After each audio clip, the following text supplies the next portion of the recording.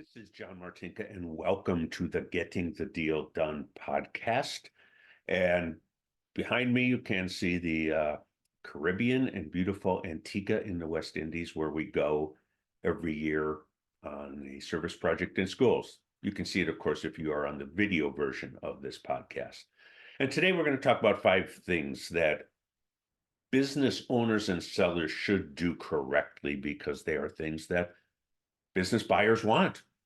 And all 5 of these things, before we get to them, all 5 of these things give what is called or lead to a competitive advantage. To me, a competitive advantage is simple, no matter how many definitions you see of it, how long the explanations, it is what allows a company to have their customers pay enough that they can be good and profitable. And it usually comes from a combination of service and quality value, not having the best price.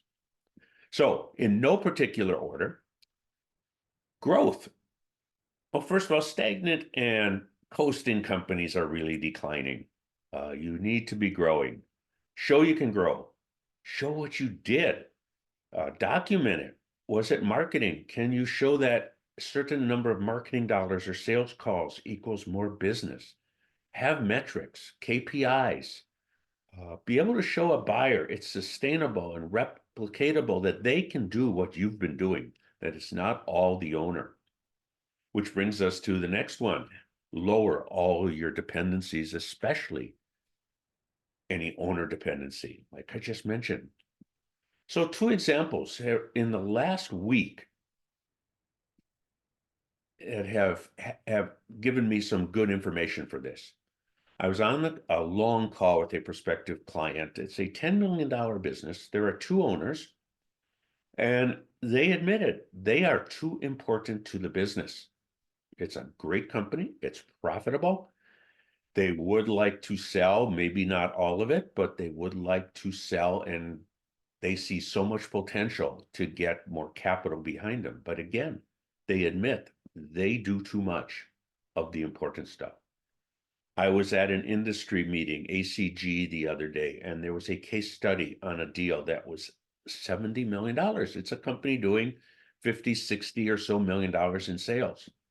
And one of the owners was on the panel talking about it, and he went through it, and he said, we realized the 2 owners did way too much important stuff. A 50, $60 million company with an owner dependency. A recent deal has a buyer looking to hire admin people because the seller did things way below his pay grade. Sort of the opposite of owner dependency, but still, the owner should be free to grow and strategize. So you have a vision. Lower the dependency of customers. That's the the one that really pops up. If you have a dominant customer or 3 dominant customers, it's scary to buyers. It's scary to banks. We have a client, they signed up with us a year ago and finally listened and realized their high customer concentration was not going to allow them to sell for what they wanted. And they've worked on it and they've dropped it. That customer concentration is down to about a third or less of what it was. Employees, you don't want to be held hostage by a key employee. So you have to have multiple people who can do those kind of jobs. Suppliers. Uh, a banker told me a number of years ago, it's a great story. They were making a loan. They saw there was one supplier for the most part, and they did due diligence on the supplier. Next thing, attract and retain great people. And believe me, it's not easy. It sounds easy, but what is a buyer really getting? And it comes back to one of my favorite stories of all time is Bob and us and Bob and Roy is the seller and Bob is the buyer. And Roy did not want Bob to talk to his management people before the deal closed. And Bob was sitting with him, looked him in the eye, and said, you may think I'm buying your business. I'm really buying your people. He got to meet the management team and all went well. I have an advisory client, and we talk about it not being easy. The COO, one of his top worries is a lot of our people just don't want to work. They come in, they do the bare minimum, and they go home. It's not a culture from the top. It is just something that has happened, and it's not easy to, again, to attract and retain all those great people.